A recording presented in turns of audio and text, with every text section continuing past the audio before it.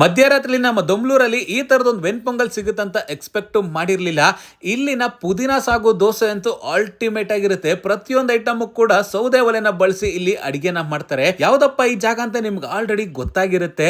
ದೊಮ್ಲೂರಲ್ಲೇ ಸಿಕ್ಕಾಪಟ್ಟೆ ಸದ್ ಮಾಡ್ತಾ ಇರೋ ನಮ್ಮ ಫಿಲ್ಟರ್ ಕಾಫಿ ಟಿಫನ್ಸ್ ಅನ್ನೋ ಈ ಜಾಗಕ್ಕೆ ವಿಸಿಟ್ ಮಾಡಿದ್ದೆ. ಮೊದಲಿಗೆ ಒಂದು ಪುದೀನ ಸಾಗು ದೋಸೆನ ಆರ್ಡರ್ ಮಾಡಿದೆ ಗುರು. ಕೆಂಪಕ್ಕಿನ ಬಳಸಿ ಇಲ್ಲಿನ ದೋಸೆನ ತಯಾರಿಸ್ತಾರೆ. ದೋಸೆ ಹಾಕಿ ತುಪ್ಪ ಮತ್ತೆ ನಾಟಿ ಬೆಣ್ಣೆ ಹಾಕಿ ದೋಸೆ ಎಲ್ಲ ಸ್ಪ್ರೆಡ್ ಮಾಡ್ತಾರೆ. ತಿನ್ನೋವಾಗ ನಿಮಗೆ ಆ ಫ್ಲೇವರ್ ಬಾಯೆಲ್ಲ ಹಡ್ಬೇಕಂತ. ನಂತರ ಪುದೀನ ಪೇಸ್ಟ್ ಹಾಕಿ ದೋಸೆ ಎಲ್ಲ ಸ್ಪ್ರೆಡ್ ಮಾಡಿ ಇವಾಗ ಬಂತು ನೋಡಿ ಈ ಸಾಗುನಂತೂ ನೀವು ಮಿಸ್ ಮಾಡದೆ ಟ್ರೈ ಮಾಡಬೇಕು. ಪರ್ಫೆಕ್ಟ್ ಆಗಿ ರೋಸ್ಟ್ ಮಾಡಿ 2 ತರ ಚಟ್ನಿ ಮತ್ತೆ ಸಾಂಬಾರೊಟ್ಟಿಗೆ ಸರ್ವ್ ಮಾಡ್ತಾರೆ.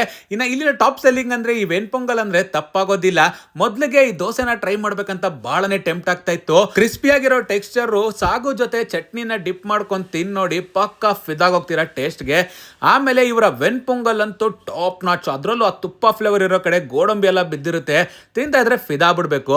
ಇನ್ನು ಯೂಶಲ್ ಆಗಿ ನಮ್ಮ ಫಿಲ್ಟರ್ ಕಾಫಿಲಿ ಮಲ್ನಾಡ್ ಕಾಫಿನ ಟ್ರೈ ಮಾಡ್ತಾ ಇದ್ದೆ. ಆದ್ರೆ ಈ ಸರಿ CBD ಕಾಫಿ ಅಂತ ಇಂಟ್ರೊಡ್ಯೂಸ್ ಮಾಡಿದ್ದಾರೆ. ಸೊ ಇದನ್ನ ನಾನು ಟ್ರೈ ಮಾಡಿದೆ ಗುರು.